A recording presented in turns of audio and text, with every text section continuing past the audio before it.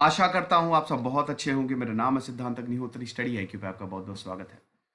जो बाइडन कमाल कर रहे हैं, बहुत सारे इंडियंस को शामिल कर रहे हैं। सीता मेहरा हो गई, कमला हैरिस तो वाइस प्रेसिडेंट है ही, तो जब कमला हैरिस वाइस प्रेसिडेंट है तो काफी इंडियन शामिल होंगे। लेकिन अच्छी बात है, हम आज बात करने वाले हैं भारत राम मूर्ति की। भारत राम मूर्ति की बात करें तो ये जो बाइडन की नेशनल इकोनॉमिक काउंसिल का हिस्सा बने हैं। कौन है भारत रामामूर्ति, हम इस लेक्चर में जानेंगे। यूपीएससी के स्मार्ट कोर्सेज आते हैं और अब हमने टेस्ट सीरीज भी लॉन्च कर दी है दोस्तों। आप जरूर इन कोर्सेज को अवेल करें। यहाँ पे मैं आ गया हूं, रात 8 से 10 बजे तक मैं सारी क्वेरीज आंसर करता हूं।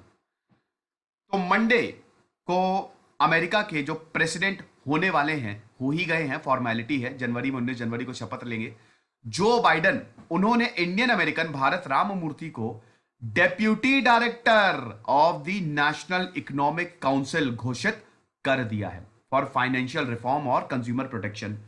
आपको पता ही है कि अमेरिका इस समय फ्रंट पे है। मतलब कल ही उसने $900 बिलियन का पैकेज दिया, मतलब हाल ही में, जो 2.5 $2.5 ट्रिलियन का पार्ट था।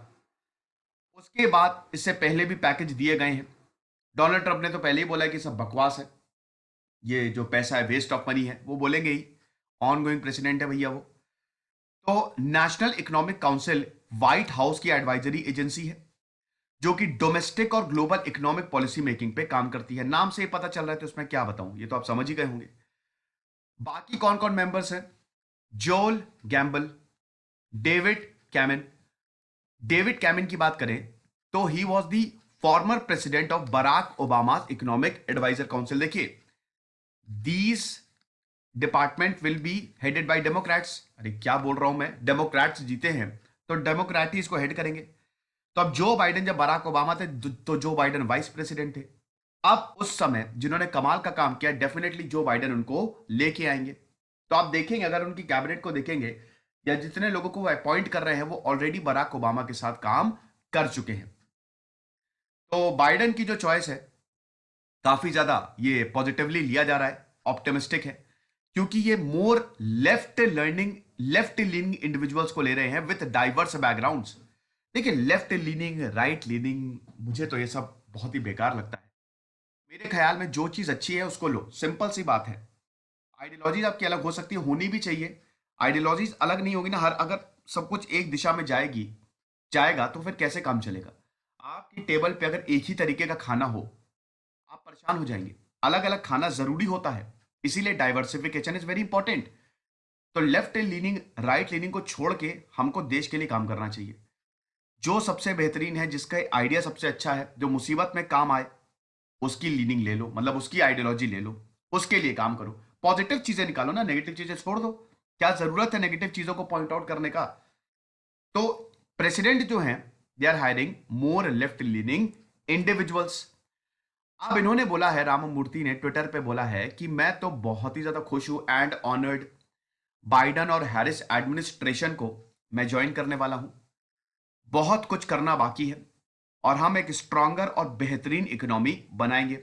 आपको पता ही है, अमेरिका का असर पूरी दुनिया पे पड़ता है। अभी मार्केट क्रैश का मतलब मार्केट बहुत नीचे चला गया था, अभी स्टिमुलस दिया है तो शायद ऊपर आया। तो जो अमेरिका करेगा, क्योंकि अमेरिका में भर भर के इन्वेस्टमेंट किया, दुनिया भर ने इन्वेस्टमेंट किया, और अमेरिका के जो इन्वेस्टर्स हैं वो भी दुनिया भर में इन्वेस्टमेंट करते हुए घूमते हैं। तो अमेरिका की इकोनॉमी इज वेरी इंपॉर्टेंट। और अगर कोई इंडियन आ रहा है तो इंडिया के लिए तो बहुत बढ़िया है ही है ना, है कि नहीं? इंडिया के लिए तो अच्छा है ही है। अब वो अलग बात है कि वो इंडिया को बिल्कुल पसंद नहीं करे और उल्टा सीधा बोले, लेकिन ऐसा होता नहीं है भैया। देश से गए हो, मैं भी या कोई भी अगर बाहर चला जाए और उनके लिए काम करे तो अपने देश को कैसे भूल सकता है? वैसे तो मुझे नहीं लगता कि इंडिया छोड़ के किसी को जाना चाहिए, अपने देश के लिए काम करना चाहिए। तो I am excited to get to work alongside with this great team, ये राममूर्ति ने बोला है। अब इससे पहले हम राममूर्ति के बारे में जाने, 12,300 सब्सक्राइबर है ये मेरा टेलीग्राम चैनल है, आप यही ज्वाइन करिएगा। कौन है भारत राममूर्ति? अमेरिकन अटॉर्नी है और पॉलिटिकल एडवाइजर है। कोविड 19 की कांग्रेशनल ओवरसाइट कमीशन, ये कौन सी कमीशन थी? देखिए, कोविड 19 की सीओसी, कांग्रेशनल ओवरसाइट कमीशन थी। ये अमेरिका की एक ओवरसाइट बॉडी है जिसको केयर्स एक्ट के तहत, केयर्स एक्ट क्या है? Corona virus aid relief and economic security Act, ये केयर्स एक्ट है।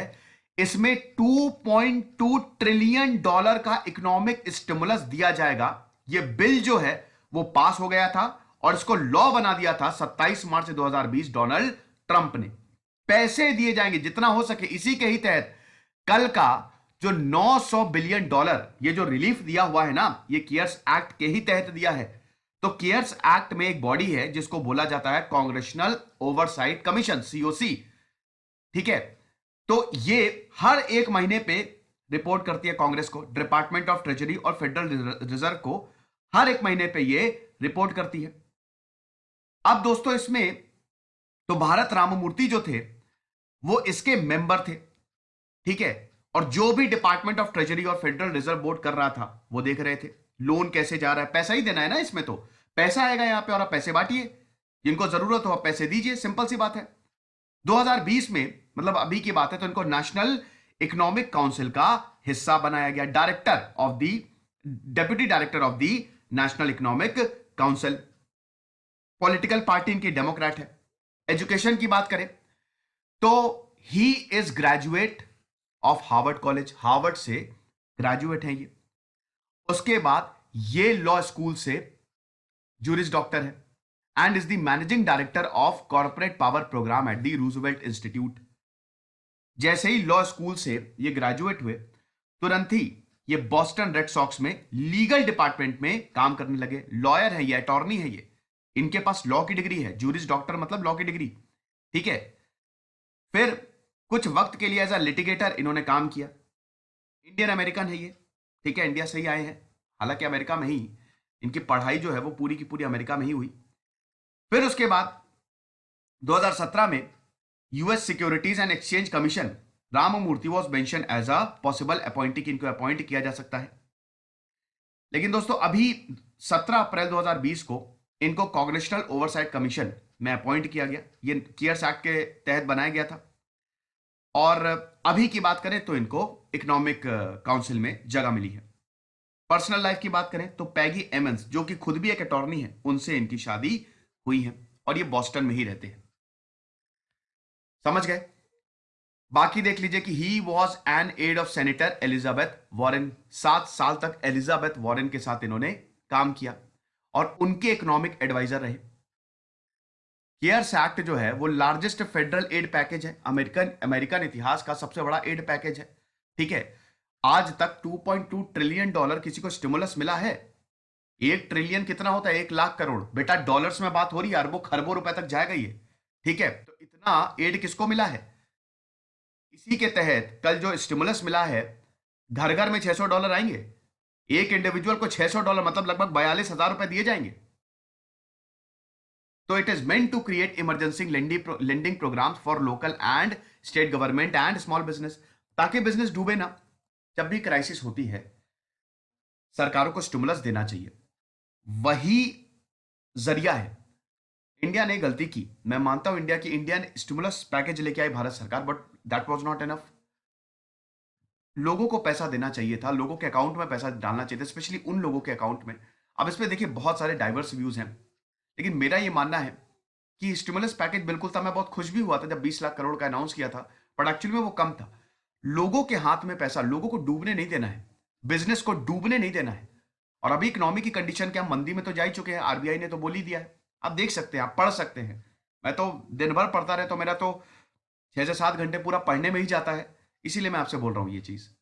हार्वर्ड मैगजीन के हिसाब से राममूर्ति को यह टास्क दिया गया था कि 5 करोड़ से ज्यादा जिन्होंने अपनी जिंदगी खोई है, 33 करोड़ तो अमेरिका की पॉपुलेशन है, उसमें से 5 करोड़ लोगों ने तो अपनी जॉब खो दिया, किसी तरीके से इफेक्ट हुए हैं, उनको जो पैसा दिया गया क्या उससे ये बेनिफिट हुए? न्यूयॉर्क टाइम्स में अप्रैल को एक कॉलम था।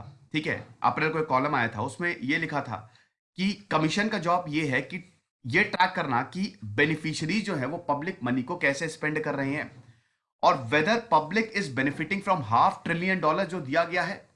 ठीक है, ये दोनों चीजें कि एक तो पब्लिक कैसे स्पेंड कर रही है, क्या वाकई में ये मनी का सर्कुलेशन हो रहा है, लिक्विडिटी बरकरार है कि नहीं, और दूसरी चीज कि जो पब्लिक है क्या उसको बेनिफिट हुआ है।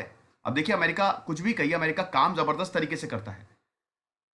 तो our watching eyes can help ensure that money broadly benefits American family. There isn't a time to waste, इन्होंने लिखा था, न्यूयॉर्क टाइम्स में ये कॉलम लिखा था। तो ये लेक्चर था राममूर्ति के बारे में। और भैया हम तो चाहेंगे कि पूरा का पूरा अमेरिका को भारतीय बना दो, जितने हो सके भारतीयों को ले जाओ यहाँ पे, कम पड़े तो हम लोग भी आ जाए।